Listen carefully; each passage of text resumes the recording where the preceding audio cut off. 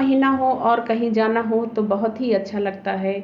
और जहाँ पर खेत खलिहान हो जो हरे भरे दिखाई देते हो, नदी नाले हो जो पानी से लबालब भरे हुए हों, बहुत ही खूबसूरत नज़ारा होता है और मन करता है इनको देखते ही रहें।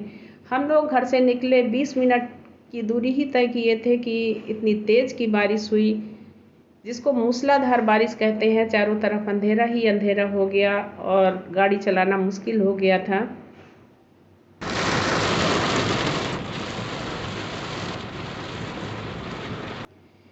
कहीं कोई ऐसी जगह नहीं थी जहां रुका जा सके या थोड़ी देर के लिए गाड़ी रोकी जा सके।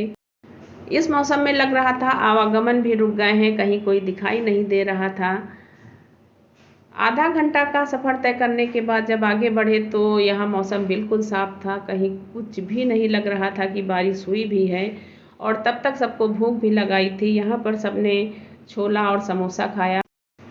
आगे बढ़ते हुए अब हम पहुँच गए हैं अपने घर। आप सोच रहे होंगे कि हम कहाँ जा रहे हैं। जी हाँ, हम जा रहे हैं अपने घर, यानी अपनी ससुराल, जहाँ हम शादी करके आए थे। ये वही घर है। इसको देखकर वही पुरानी बातें याद आ जाती हैं। यहाँ आके मुझे कभी नहीं लगा कि हम अपने पापा का घर छोड़ के आए हैं। हमको वही माहौल मिला, वैसे ही प्यार अपनापन मिला। मेरे सास ससुर बहुत अच्छे थे, हर समय उनका सपोर्ट मिलता रहा, बहुत ध्यान देते रहे हम पर। आज भी हम उनकी इज्जत और सम्मान करते हैं। यहाँ हम अपने शादी के बाद पुरानी बातों को लेके जितना कुछ कहें का कम है।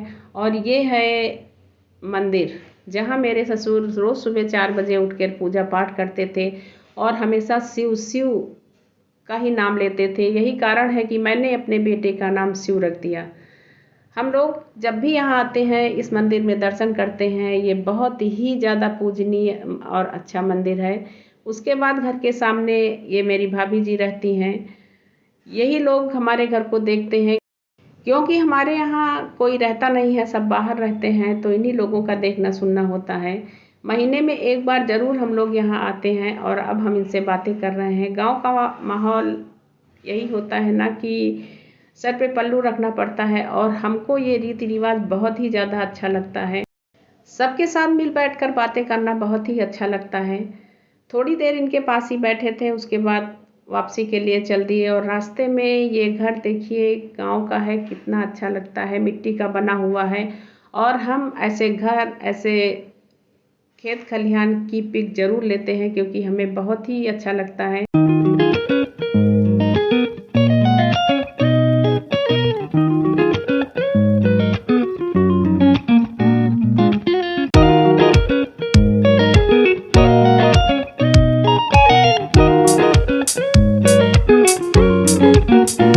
अब हम आ गए हैं गांव के दूसरे मंदिर।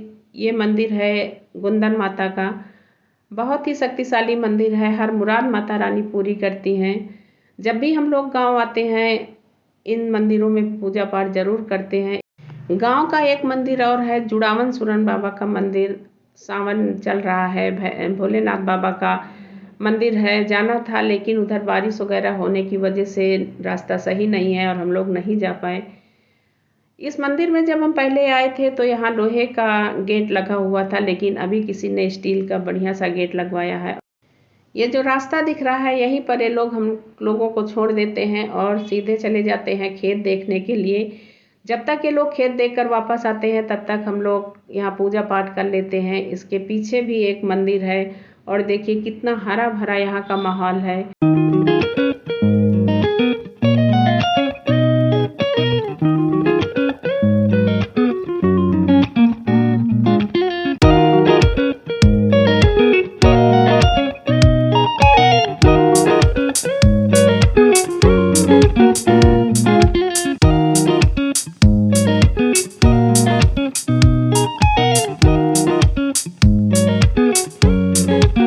ये गांव की वो जगह है जहां बाजार लगती है, सबसे मिलते मिलाते ये लखनऊ के लिए वापसी कर रहे हैं। रास्ता वही है, बादल देखिए कितने अच्छे लग रहे हैं। रायबरेली और लखनऊ के बीच में पड़ता है निगोहा, जहाँ की पकौड़ी बहुत ही फेमस है। हम लोग जब भी निकलते हैं ज़रूर लेते हैं। और भाभी जी बातें कर रही हैं कि तिरुपति बालाजी में इतने बड़े बड़े लड्डू मिलते हैं। वहाँ से आ गए हैं वृंदावन कॉलोनी, क्योंकि अम्मा जी से मिलना था।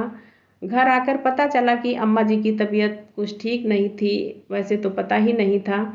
हफ्ते में 2-3 बार हम लोग अम्मा जी से मिलने ज़रूर आते हैं। चाहते हैं अम्मा जी हम लोगों के साथ रहें, लेकिन उनको यहाँ रहना ज़्यादा अच्छा लगता है, तो कोई ज़बरदस्ती भी नहीं है। गांव का खूबसूरत नज़ारा दिखाते हुए अब हम अपना ब्लॉग यहीं समाप्त कर रहे हैं। कमेंट करके ज़रूर बताइएगा मेरा ये छोटा सा ब्लॉग आपको कैसा लगा, और लाइक शेयर सब्सक्राइब भी करिएगा। तब तक के लिए नमस्कार।